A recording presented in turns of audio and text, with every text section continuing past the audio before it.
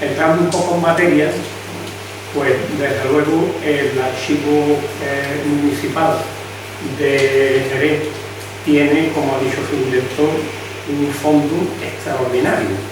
Afortunadamente, yo he podido consultar muchos archivos de España y de...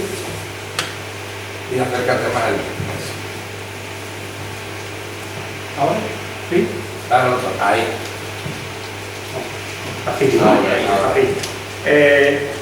Como digo, afortunadamente he podido consultar documentación en muchos archivos de España y de otros países y pocos archivos, desde luego archivo municipal como el de Jerez, yo no conozco ninguno. Tiene una documentación extraordinaria, como ha explicado Cristóbal, por lo tanto no voy a incidir en ello, pero sí algo que él no ha dicho es que la documentación está perfectamente inventariada y catalogada, parte de ella. Para los investigadores resulta muy fácil acceder a lo que se busca, y si no se encuentra en los instrumentos de descripción que están impresos en la sala de investigadores, nada más que hay que llamar a la puerta de Cristóbal, entrar y decir: Cristóbal, de tal cosa que estoy buscando, inmediatamente lo busca y lo facilita. Efectivamente, en 40 y tantos años que llevo frecuentando el archivo municipal, pues nunca he tenido una queja. Al contrario, todos los profesionales que en estas décadas he conocido son unos magníficos profesionales, y a Cristóbal como director le transmito esa felicitación en nombre de todos. Esta documentación que yo voy a tratar hoy, porque yo voy a tratar un poco de respetar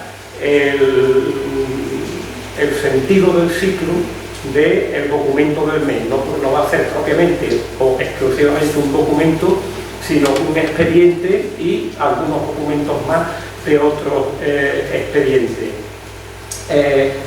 Esta documentación del impuesto de consumo, pues es igualmente de algunos archivos municipales que conozco, probablemente el único que tiene una documentación tan abundante, tan rica, como tiene este archivo municipal de Jerez. ¿Qué era el impuesto de consumo? Pues un impuesto indirecto que gravaba los productos, como se decía en la época, de comer, beber y arder. O sea, productos de primera necesidad en la España desde 1845, que es cuando entra en vigor este impuesto, hasta 1920, que desaparece ya completamente. Es un impuesto pues, que grava carnes, pescados, harinas, cereales, por supuesto vino, licores, paja, carbón, etcétera, etcétera. Este impuesto lo recaudaban los ayuntamientos, por decisión lógicamente gubernativa, mediante un encabezamiento, es decir, una cantidad que se fijaba o se acordaba con los ayuntamientos, una cantidad a la que tenían que ingresar en Hacienda. Ese encabezamiento para el impuesto de consumo se establecía en función de la población, del número de habitantes y también más o menos de la riqueza de la población. Además de esa cantidad, ese encabezamiento o cupo, pues se cargaban también los costes de cobranza, que eran normalmente alrededor del 3%, y un recargo municipal de un máximo del 70% del encabezamiento, de la cantidad del encabezamiento. Este era para la mayoría de los ayuntamientos españoles de la época, el principal recurso financiero, el principal ingreso que tenían. Este encabezamiento general a cada localidad, se distribuía luego en encabezamientos gremiales, a los pescaderos, a los labradores, a los carniceros, a los taberneros, a los vinateros, etc. ¿Y qué modalidades de recaudación había? Pues 3 modalidades de recaudación: conciertos gremiales, arrendamiento y administración municipal. Brevemente, concierto gremial, como su nombre indica, un acuerdo con los gremios que se aviniesen a este concierto, un acuerdo de una cantidad fijada, acordada entre las partes, que cada gremio se encargaba de repartir entre sus componentes, y luego ellos pagaban a la tesorería municipal. Arrendamiento, un sistema muy antiguo de recaudación de los impuestos en España y en otros países, que es arrendar a un particular por una cantidad el impuesto. Entonces era inferior al encabezamiento, porque el arrendatario tenía que, lógicamente, obtener unas ganancias, y no sé en este periodo, pero en el siglo XVIII, que sí lo estudié para Puerto Real y para el puerto de Santa María, hubo ocasiones en las que los arrendatarios tuvieron un beneficio del 95 al 100% de la cantidad del impuesto que recaudaban. Y en tercer lugar, si no había concierto gremial, se tendía al arrendamiento, y si no había arrendamiento porque no había postores, porque no les interesaba juzgar, pues entonces administración municipal, que era el ayuntamiento quien directamente se hacía cargo de la recaudación, para lo que tenía que contratar personas, muchas personas tenía que contratar para llevar a cabo esta labor de recaudación. Pero fíjense que, por ejemplo, los arrendamientos tenían muchos problemas. Esta es una nota del diario El Guadalete, que dice: los consumos se arrendaron en Lebrija por una tercera parte del valor del presupuesto que tenían consignado cuando lo recaudaba la administración. Y sin embargo, de este hecho escandaloso, ahora tiene el vecindario que sufrir un reparto de 50.000 pesetas. Siempre había creído que las contratas se hacían por bien de la administración y de los contribuyentes, consideradas bajo cierto aspecto. Desde hoy creeré que todo entre nosotros es arbitrario y arreglado al capricho. Efectivamente, el impuesto de millones daba lugar a especulación, fraude, etc. Y cuando el arrendamiento no cubría el cupo o encabezamiento, pues entonces se hacía un reparto entre todos los vecinos contribuyentes para salvar este déficit. El impuesto de consumo, yo eso no lo he estudiado a nivel general, pero dicen quienes lo han hecho, que redujo la contribución territorial y se estableció este impuesto de manera que se derivó parte de la carga fiscal de los propietarios a la población. De manera que, por ejemplo, Canalejas decía que era una expoliación del proletariado. Canalejas, que fue quien, durante su gobierno, en 1911, suprimió el impuesto de consumo, aunque con una demora progresiva, hasta 1920, que fue cuando ya desapareció. Era un impuesto pues muy odiado, protestado y resistido, o incluso algunos motines en algunas ocasiones, quema de las casillas que en el exterior controlaban los productos que entraban, y además tuvo numerosísimas modificaciones. Realmente es un rompecabezas, ¿no? Porque hay muchas modificaciones, instrucciones, órdenes, etcétera, ¿no? Su aplicación en Jerez, ¿cuál fue? En lo que se refiere a vinos, vinagres y aguardiente, porque al referirse a todo esto es para hacer una tesis doctoral. Incluso puede salir una tesis doctoral únicamente del estudio de varios años de la aplicación a la vinatería. Hacemos, por tanto, un acercamiento, ¿no? ¿Qué grababa el impuesto de consumo? Pues grababa el consumo de vino, vinagre y aguardientes y licores en las viñas, en las bodegas, en los domicilios particulares de los vinateros, si cosecheros, almacenistas, extractores, etc., y en los tabancos. Se cobraba a los propietarios de viña, los propietarios de bodegas y los taberneros, pero en el caso de los taberneros, lógicamente, en quien repercutía el impuesto era en los consumidores. No sé si en estos años, porque no he encontrado nada al respecto, hubo una subida de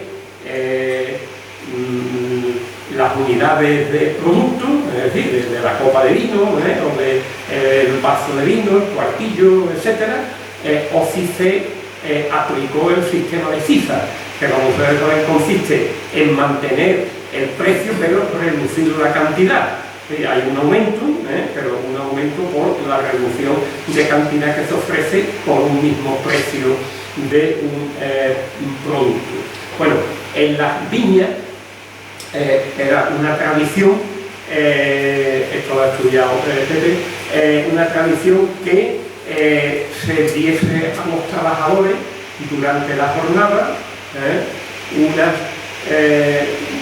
cierta cantidad de vino en 2 o 3 momentos de la jornada. A veces se computaba como parte del salario y otras no.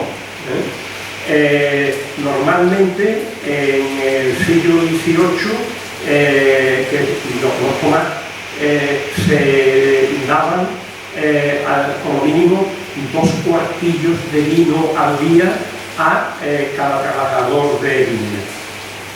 El cuartillo no es un cuarto de litro, como a veces se tiende a pensar. Un cuartillo era medio litro, porque todavía no estaba en vigor el sistema métrico decimal.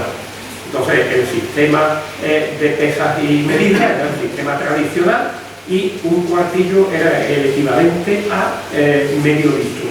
Arroba 16, 1613, 1660, 1666 en el caso de Jerez, que es una equivalencia que se obtiene cuando a partir de mediados del siglo se pasa al sistema métrico decimal, pero esos cuartillos medio litro.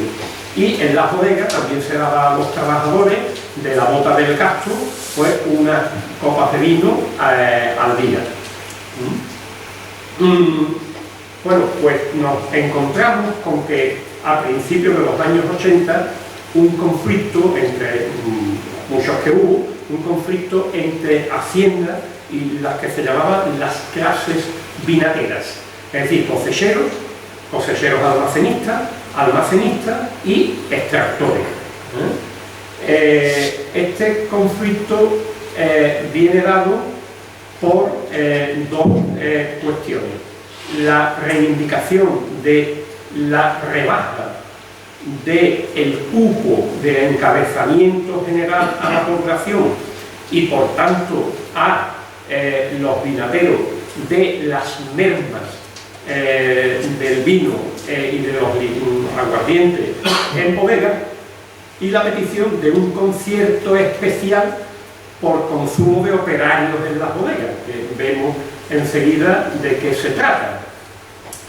Aquí tenemos que los extractores decían que satisfactoriamente justificado para que los aguardientes, vinos y vinagres están sujetos en la localidad por evaporización, volatización y derrames a una merma e inutilización constante que ocasiona la pérdida del 7% de las existencias almacenadas en los aguardientes y del 4% en los vinos y vinagres.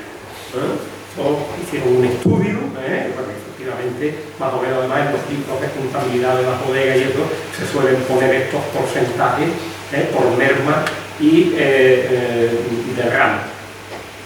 Pero la delegación de Hacienda de Cádiz pues, se negó a esa rebaja, una consulta incluso al Ministerio, etcétera, y se negaron a rebajar el cupo o encabezamiento por este concepto. La delegación de Hacienda lo que sí le dijo al Ayuntamiento es: ustedes, si quieren, pueden hacer esa rebaja por merma, pero sin que eso afecte a la cantidad del encabezamiento o cupo. Sí, le lanzó la responsabilidad del tema al Ayuntamiento, que no podía hacer nada sin incurrir en más problemas. Además de eso, una Real Orden de 26 de diciembre de 1882 denegó al Ayuntamiento la reducción del cupo, no ya solo por las derramas, sino en general porque el Ayuntamiento pensaba que era un cupo, un encabezamiento demasiado alto. Entonces, esta Real Orden dice que Jerez tiene 55.000 habitantes, que tiene mercado diario, que tiene industria, que tiene más o menos una economía relevante, considerable, etcétera, y que por tanto no hay lugar, no hay razón a rebajar el encabezamiento, es decir, el cupo que tienen que pagar a la Hacienda. Bien, esto se une, como decimos, a lo de lo que se pretendía por las mermas, ¿no? Incluso en este mismo mes de diciembre, la delegación de Hacienda se dirige al Ayuntamiento, digamos que le llama la atención, porque hay un descubierto de las cuotas que tienen que pagar las tiendas, o sea, tabancos, tiendas de comestibles que venden bebidas, etcétera, y por la falta de aforo en bodegas. ¿Qué es lo que dice el Ayuntamiento?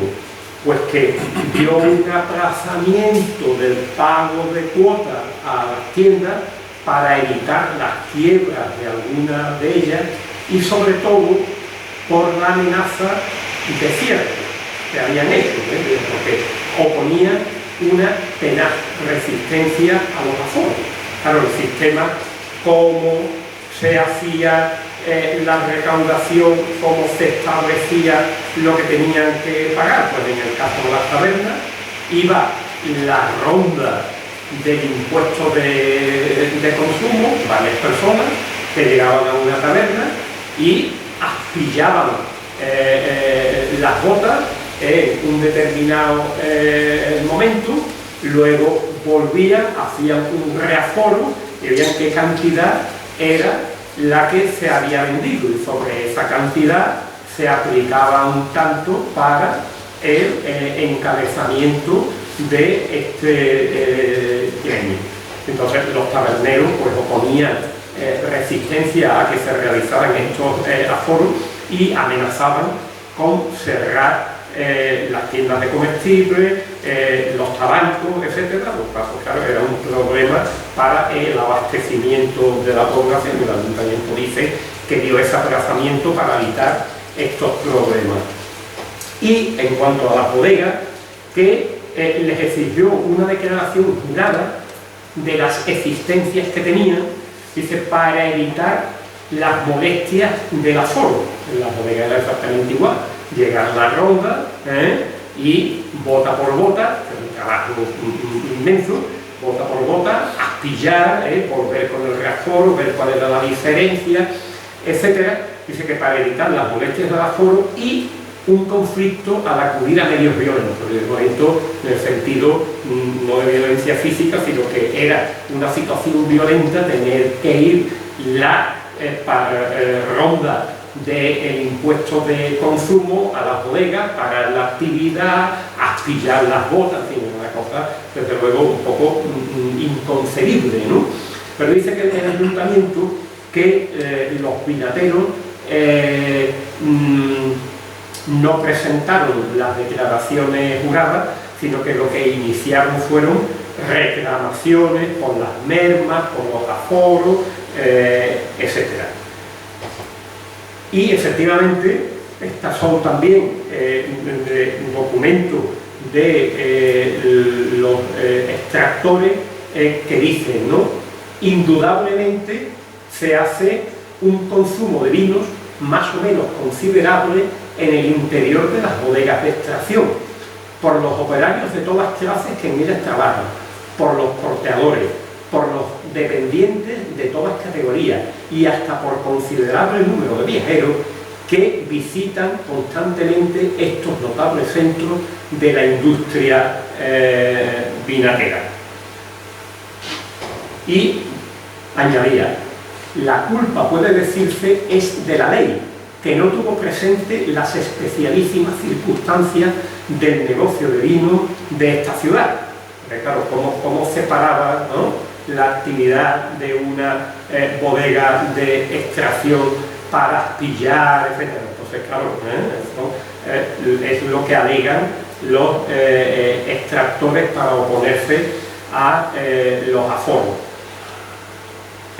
La prensa local, el diario del Guadalete, se hizo eco de estos problemas. Entonces decía, también en la sesión del ayuntamiento, hablaron extensamente varios señores concejales sobre la singular y comprometida situación en que se encuentra el ayuntamiento con motivo de la aplazada cobranza de dicho cupo, porque la delegación de Hacienda amenazó con intervenir la administración municipal de consumo, la recaudación y todas las oficinas de la administración municipal de consumo si el ayuntamiento no lo hacía.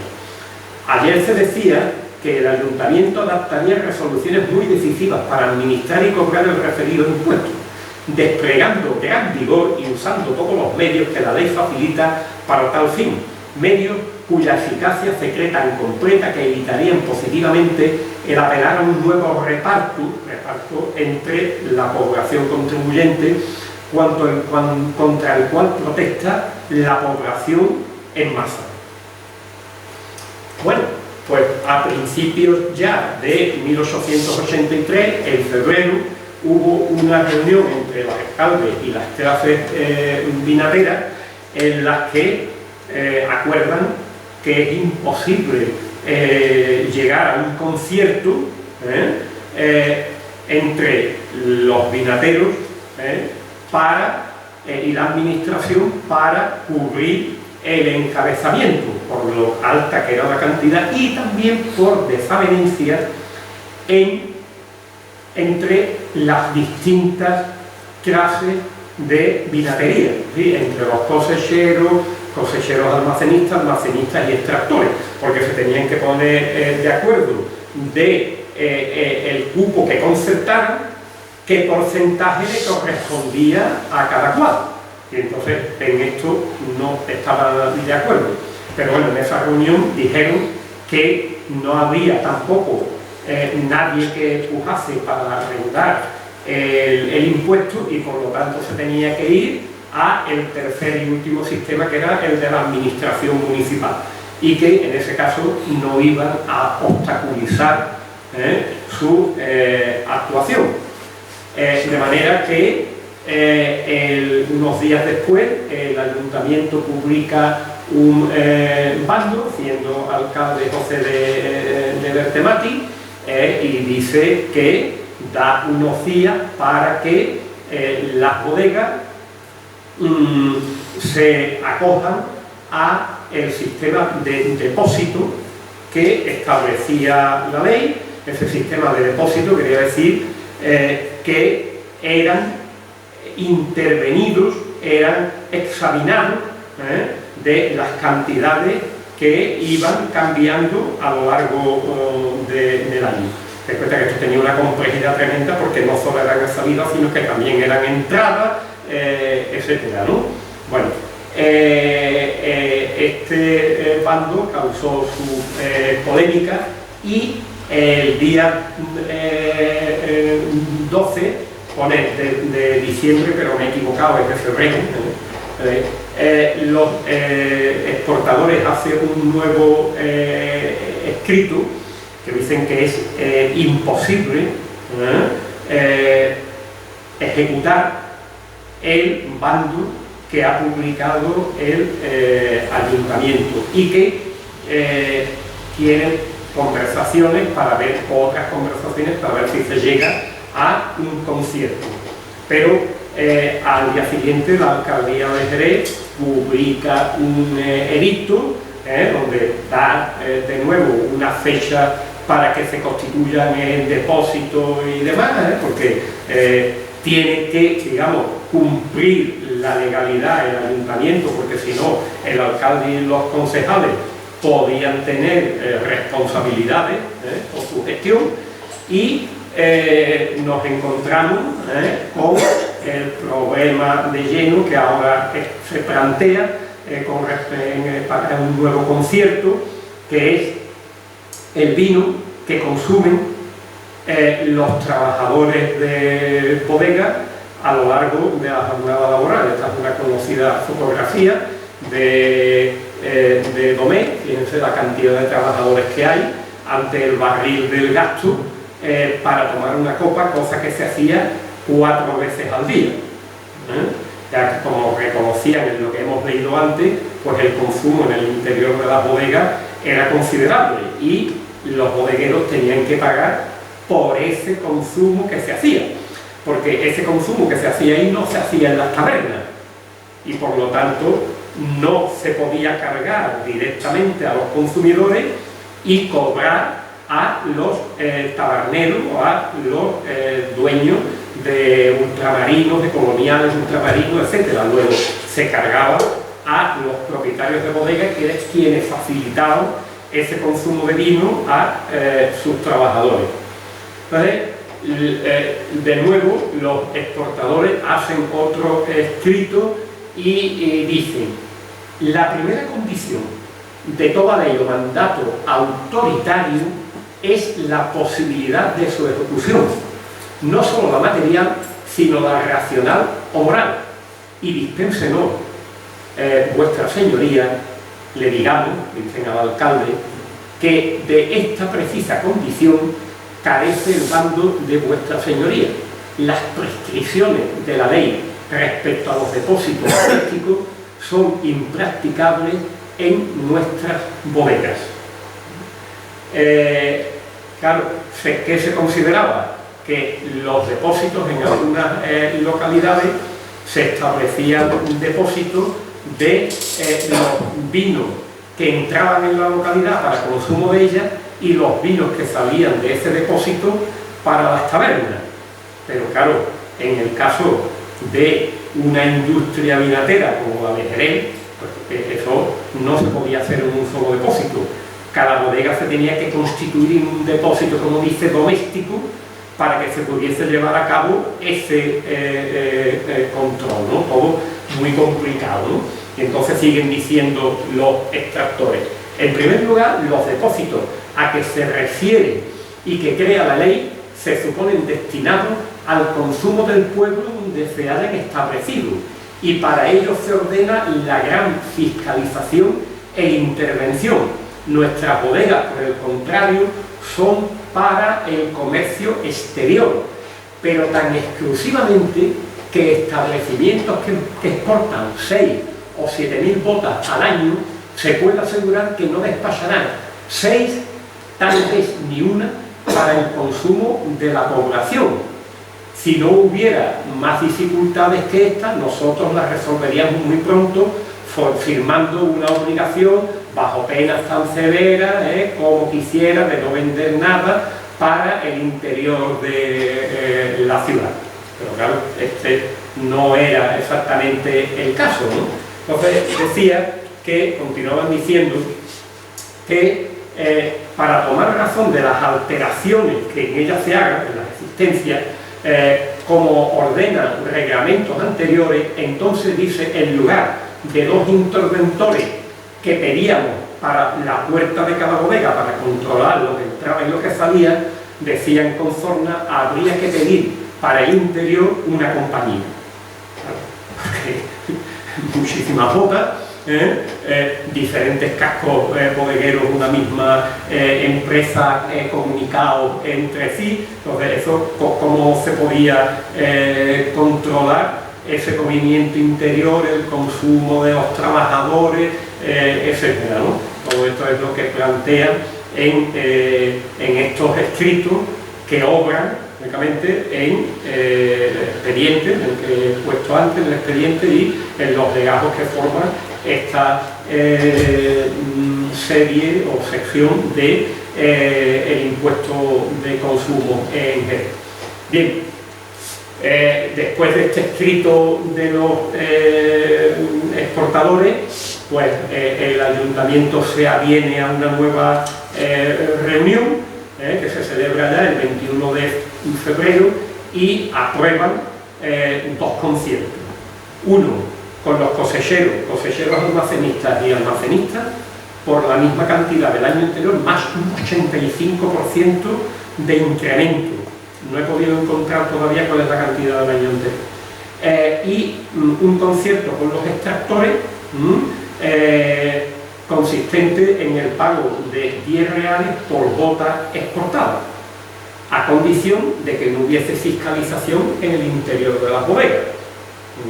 Claro, esto no le interesaba a las bodegas, por todo lo que venimos diciendo de lo que suponía de dificultar las operaciones, sino también por otras operaciones que se pudiesen llevar a cabo, porque entonces, como antes, ahora y siempre, pues ha habido fraude, falsificaciones, vinos que entran sin las correspondientes guías, etcétera, etcétera, etcétera, y entonces mejor que nadie entre en el interior de la bodega y fiscalice lo que se hace.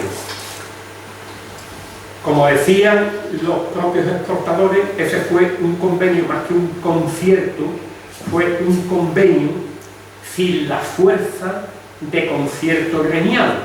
¿Qué quiere esto decir? Para que se estableciese lo que se denominaba propiamente un concierto que afectara a todos los componentes, todos los integrantes de un gremio, hacía falta que al menos las 3/4 partes de sus integrantes estuviesen de acuerdo con el concierto. Y entonces ya, estando de acuerdo las 3/4 partes, era obligatorio para la totalidad. Pero en este caso es que ni siquiera llegaron a estar de acuerdo las 3/4 partes de los extractores. Por lo cual, lo que se hizo fue un convenio que solo aceptaba a quienes firmaron acogerse a ese convenio. Las demás bodegas que no se acogieron a este convenio tuvieron la administración municipal, tuvieron el control de la administración municipal, porque prefirieron eso a llegar a un acuerdo que no compartían. No sabemos exactamente por qué, pero esto fue lo que sucedió.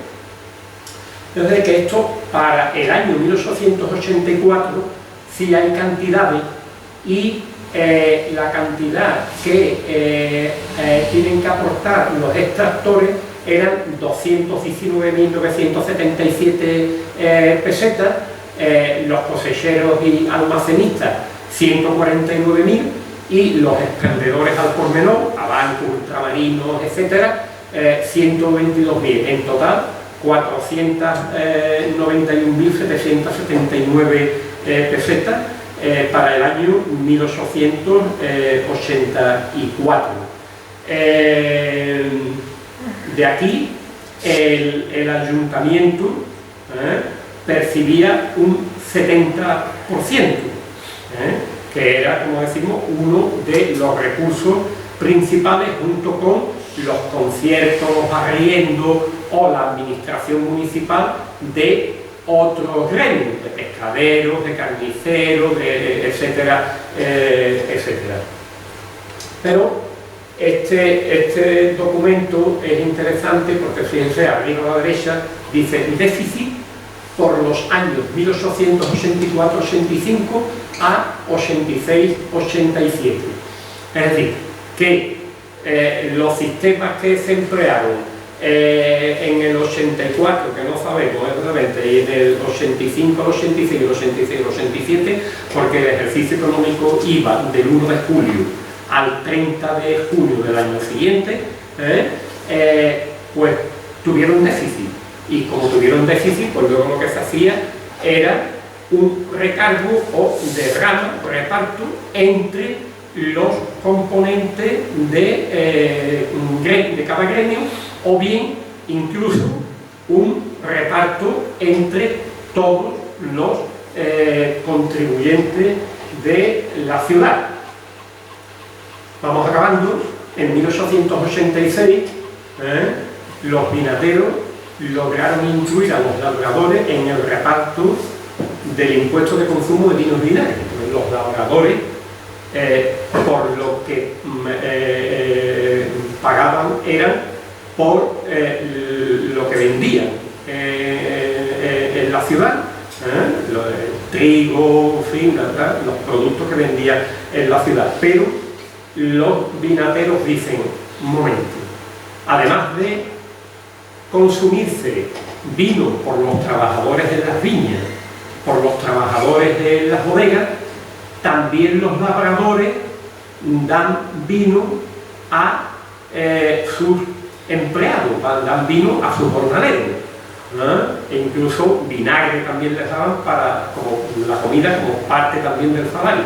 Por lo tanto, los labradores tienen que entrar también en el encabezamiento cupo o concierto gremial de vinateros, porque ellos están haciendo un consumo de vino que no están satisfaciendo.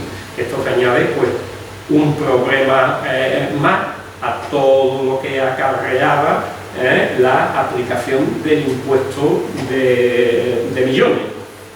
De tal manera que lo que podemos sacar en conclusión viendo que en este periodo la aplicación del impuesto de millones generó conflictos de las clases vinateras con Hacienda, con la delegación de Hacienda, el Ministerio de Hacienda, con el Ayuntamiento, hubo momentos de tensión, con los labradores últimamente, y también entre sí, como hemos referido antes, por no ponerse de acuerdo sobre los porcentajes que cada clase tenía que contribuir al total del concierto gremial. Y también pues, hubo conflicto entre administraciones, entre la delegación de Hacienda y el ayuntamiento, por el cumplimiento de las especificaciones legales para la recaudación del impuesto de consumo. Y todo esto, como decíamos al principio, y mucho más, es la información tan interesante, tan importante que ofrece los fondos del archivo municipal de esta ciudad. Muchas gracias.